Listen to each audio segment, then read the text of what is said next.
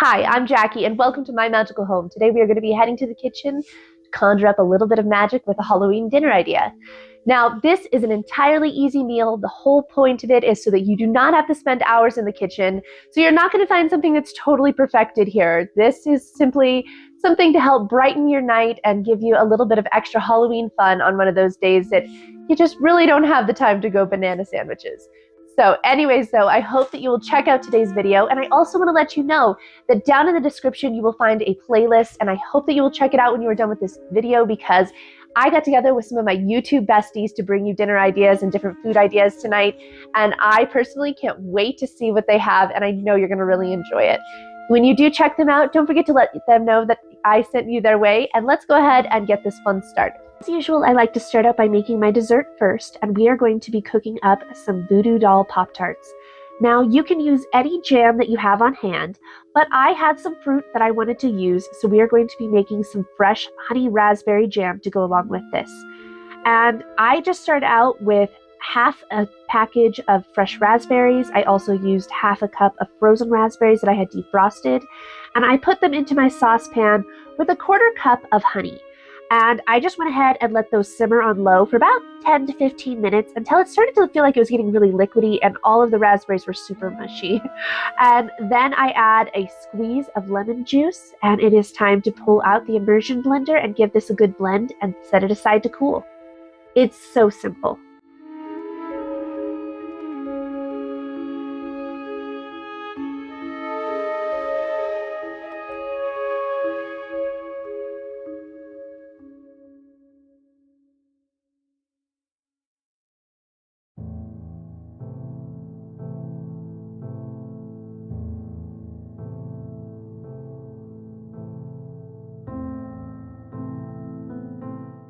Crust. I have just a simple Pillsbury pre-made crust that I'm using. You can obviously make your own, but because I was trying to make sure that this was something that was quick and easy to make, I just decided to use the pre-made crust.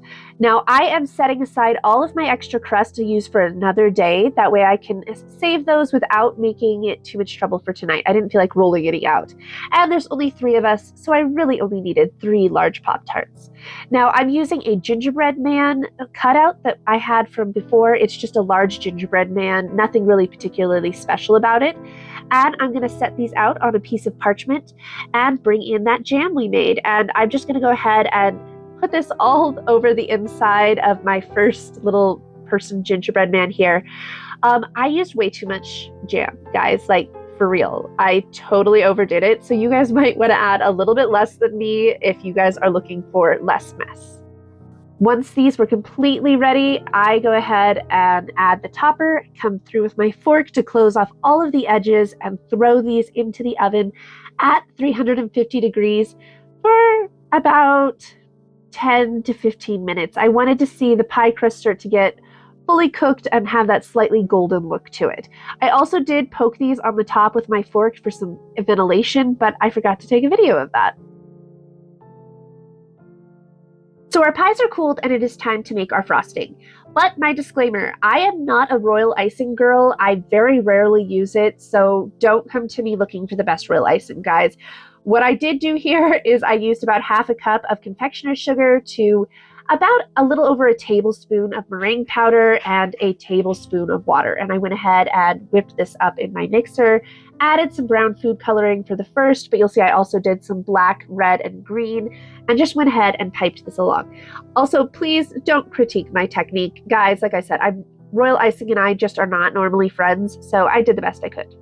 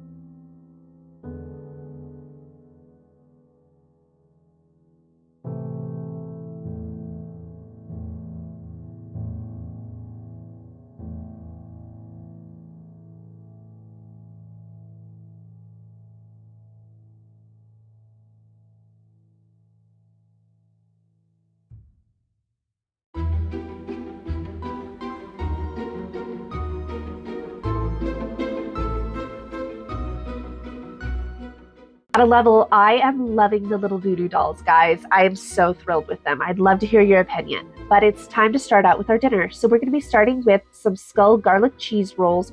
Basically, we've got this cheddar bay mix from Red Lobster, and I'm going to be cooking it up in this Nordic Ware skull bitelet pan. Now, I do make the mix pretty much how they suggest to do it, except for I always substitute the water for milk. I feel like I get better results, and I have a tendency to add more cheese than suggested, but you can do as you please. We're also going to be adding some food coloring to these rolls.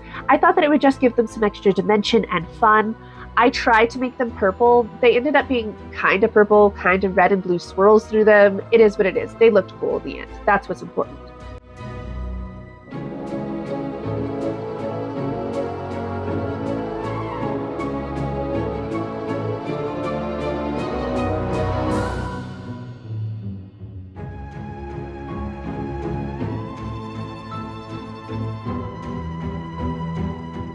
Now, I did go ahead and cook these at the recommended 425 degrees for the 14 minutes that was suggested on the box.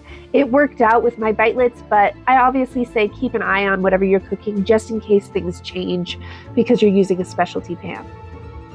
Time for our butter mix. Now, I am making this exactly as they say, except for we're going to be adding some more color to it. Guys, I just wanted to add all of the Halloween vibes, and I am not afraid of a little bit of food dye on a special occasion. I don't normally put this much food dye in my food, I promise.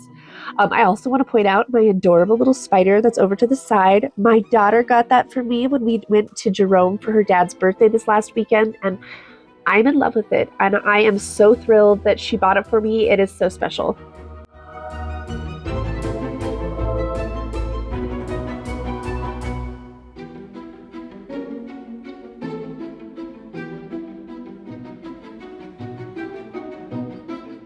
So the butter mix actually made like the crevices and everything on the skulls stand out so much more.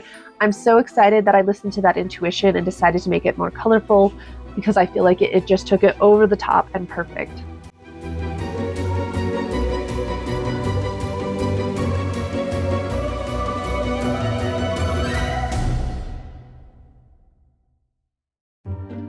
And it is time to start our spiderweb soup, which is essentially broccoli cheese soup.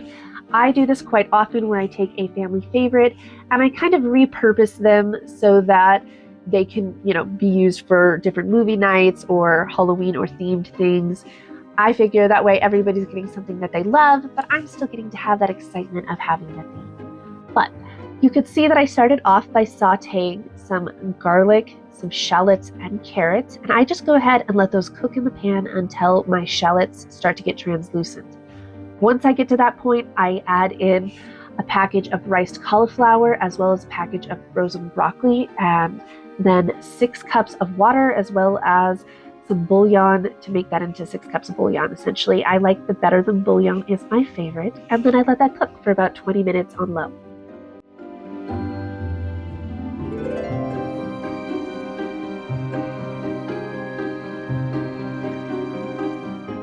20 minutes are up, I bring back in that immersion blender and just give it a good blend and add, I'd say maybe about a 1/4 cup or less of some heavy cream and mix that in really well. And then it is time to bring in the cheese. And I love to add a lot of cheese. I will level with you. I don't know exactly how much.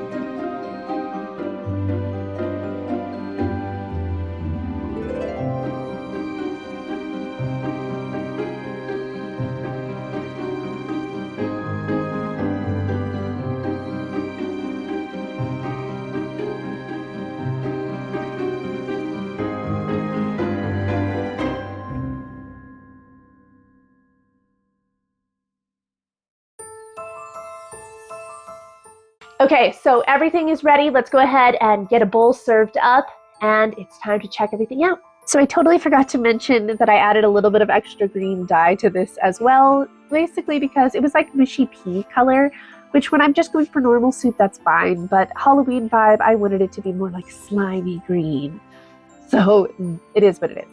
Anyways, after that, I take a squeeze bottle and fill it up with some sour cream, and we are just going to be using that to make a spider's web pattern on top of our soup.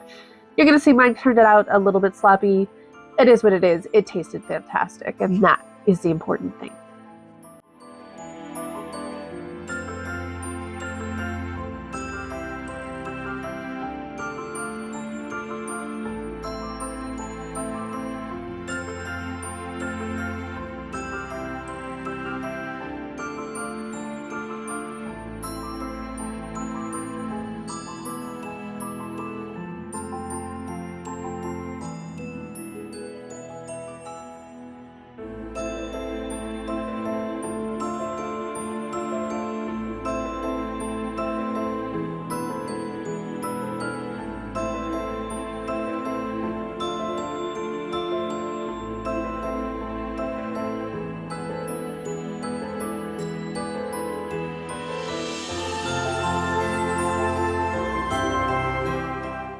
So this is going to be the end of today's video. I hope that you really enjoyed all the ideas and that it brought you tons of inspiration. Don't forget to check out that collaboration playlist in the description. I promise you, you are going to find so many fun ideas, and these ladies are absolutely fantastic. They are literally some of my besties. And so don't forget to also let them know that I said hi. Anyways, though, I hope that your day is absolutely magical, and I can't wait to see you next time.